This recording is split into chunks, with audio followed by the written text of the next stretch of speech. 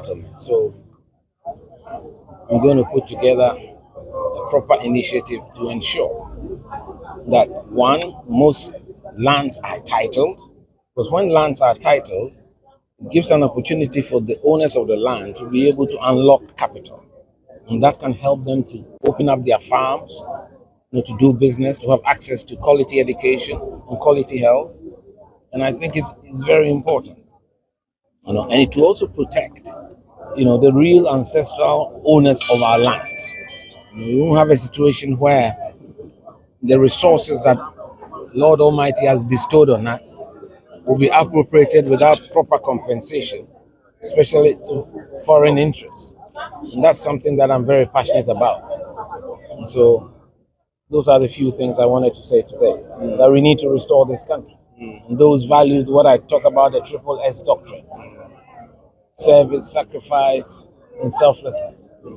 That we also have to restore meritocracy, professionalism, back to the workplace, and reduce the overly politicized nature of society. I mean, Ghana has become too stridently divided. And I think we have to look at the national interest, things that would help this country grow.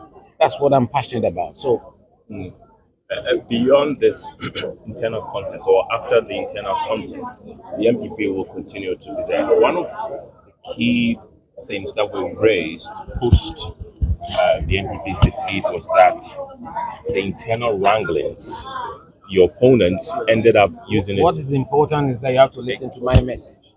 Everybody knows that I have a record of diplomatic speak. I'm not one who is given to effusions. I don't do that. I have strong emotional intelligence. I have led with integrity. Everybody knows my record in public service, serving as press secretary to President Kufuor. So if you are talking about myself, I'm not here to speak for others or speak about others. But anytime I've launched my campaign, it's about issues. And I'm calling all my other competitors. Let's have a proper debate. Let's elevate the discourse. That's what is important. The Ghanaian people, they deserve to know our views on major national issues. The party delegates deserve to know. So this is not a popularity contest. You understand? So they need to test our views on major issues. And I think that if they submit themselves to a debate, that will be very good for all of us. And it will change the atmosphere that seems a bit poisoned now, and so that we can restore ourselves to proper democracy, a democracy that will let the younger generation feel attracted to it. That's what we should be doing. So I'm not one who's going to muddy the waters or poison the atmosphere. But of course, once in a while, when there are historical facts that have been distorted, it's my duty to correct them. Especially as a former general secretary, I see myself as a custodian of the history and the tradition of this party. And unfortunately, I would say, in all humility, I was the only one amongst all of us who was there in 1992 campaigning for Professor Dubois. So I have that institutional memory of this political tradition, and I'll live or die by it. Principles and virtues should rule, not manners. You've been here a few times. I say you've been here.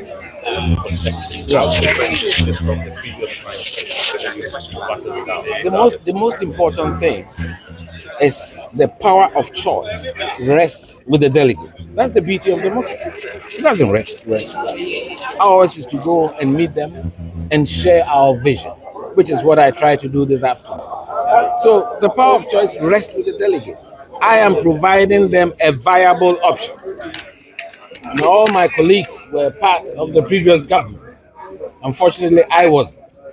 So I think if you want a stark departure from the past, something that is a new era, a new dimension, a new vision, then you look at Kwabena Agyepong. So I think every political party should have alternatives, and I'm a viable option. Thank you very much.